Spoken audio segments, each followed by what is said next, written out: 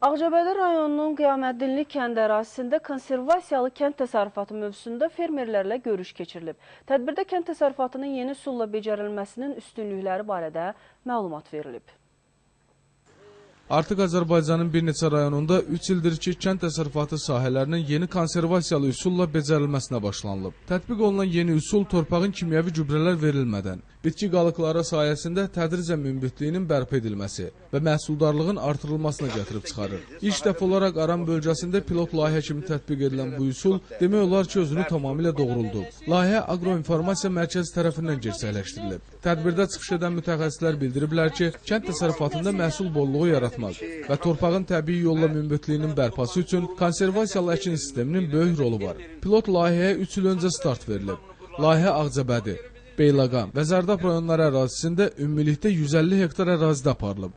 Konservasiyalı əkinlə adi əkinlərin arasındakı sentinel fərqindən yox, yəni burada tətbiq olunan yeni texnologiyalardan gəlir, əldə olunur əslində. Orada da var, məsələn, sentineldə də bir 5-6 sentinel fərq var, xüsusi qulluqzad da var burada.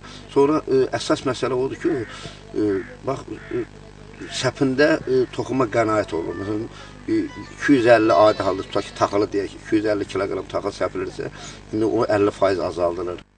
Torpağın becərilməsində yeni metodun tətbiqi isə fermerləri tam qane edir. Çünki əkinçi bir neçə becərmə prosesinə vəsait qoymur. Bu da sahibkarlar üçün əlavə gəlir deməkdir.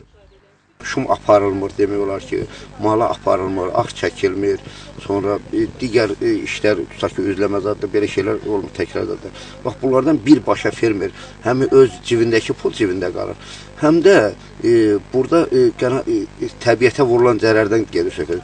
Sonra hər sahəyə texnika gedikcə torpağa təsir edən texnikanın ağırlıq təsiri də var.